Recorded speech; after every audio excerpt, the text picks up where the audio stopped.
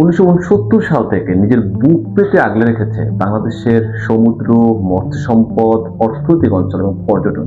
একই সাথে সূর্যোদয় সূর্যাস্তের যে মহাকাব্যিক ক্যানভাস, যার বুকে দাঁড়িয়ে একই বিদ্যুতে অবলোকন করা যায়। শুধু প্রকৃতি নয়, দেশের অন্যতম বিজ্ঞান ও প্রযুক্তি বিশ্ববিদ্যালয়, লেবুখালী শিলানিবাস, শেরেবাংলা, নৌঘাটি, পায়রা পোর্ট, ইপিজেড সহ দেশের বৃহত্তর দিনী প্রতিষ্ঠান ঘিরে এই সমৃদ্ধ এলাকা। সেই দক্ষিণবঙ্গের ৩,২২১ বর্গ কিলোমিটার নিয়ে মুকুটহীন সম্রাট, বলছি পটুয়াখালী জেলার কথা। 2026 সালের অর্থ বছরে 9.38 লাখ কোটি টাকা, একটা পাহাড় সমতুল্য মেগা বাজেট। প্রশ্নটা এখানে, এই বিশাল বাজেটের ভাগাভাগিতে পটুয়াখালী তথা কুয়াকাটার ভাগ্যের পরিবর্তন কতটুকু বা ভাগের অংশ কতটুকু? সরকার সড়ক ও যোগাযোগ অবকাঠামো খাতে এবার বরাদ্দ দিয়েছে 60,730 কোটি টাকার এক বিশাল অঙ্ক। দেশের প্রায় 50 কিলোমিটার রাস্তা 6 লেন করার মহাপরিকল্পনাও আছে। কিন্তু বাস্তবতা, ভাঙ্গা থেকে বরিশাল হয়ে পটুয়াখালী কুয়াকাটা সেই কাঙ্ক্ষিত আন্তর্জাতিক মানের 6 লেন এক্সপ্রেসটি উন্নত সড়ক কি আদৌ বাঁচবে? ইপিজেড থেকে পায়রা বন্দর, কুয়াকাটার শিল্প বাণিজ্য, পায়রা সমুদ্র বন্দরকে ঘিরে গল্প ছিল এক বিশাল শিল্পাঞ্চল আর লাখো মানুষের কর্মসংস্থানের। হ্যাঁ, বাজেটে বন্দরের ট্রেডিং সচল রাখতে আর টার্মিনাল কানেক্টিভিটি বরাদ্দ আছে, কিন্তু চট্টগ্রাম কিংবা মাতার বাড়ির গভীর সমুদ্রে যেভাবে মেগা প্রকল্পের লাইমলাইট পাচ্ছে, পায়রা সেখানে যেন এক উপেক্ষিত রত্ন।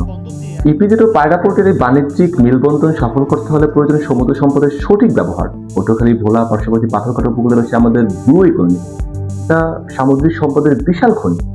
এই অঞ্চলের উর্বর কৃষি জমি এবং দেশের সিংহভাগ মৎস্য ও ইলিশের যোগান আসে এখান থেকে। কিন্তু এই ব্লু ইকোনমি এবং মৎস্য সম্পদকে আধুনিক প্রযুক্তির সহায় বিশ্ববাজারে রপ্তানি করার জন্য এবারের বাজেটে নেই কোনো জাদুকরী সুনির্দিষ্ট বরাদ্দ।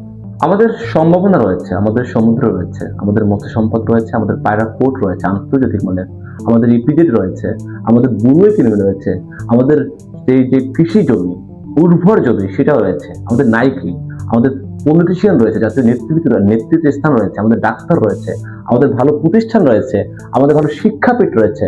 আমাদের কিসের অভাব? আমাদের অভাব রাষ্ট্রের চোখের এবং নীতি নির্ধারকের যে সঠিক মূল্যায়ন চোখ, সঠিক দৃষ্টিকোণ, সেই জায়গা থেকেই আমাদের অভাব মনে হচ্ছে বলে আমি মনে করি। আপনাদের কনসেপ্ট কি একই রকম, যে রাষ্ট্রের দৃষ্টির অবহেলিত বা দৃষ্টি চোখের ভিন্নতার কারণেই আমাদের এই অবস্থা?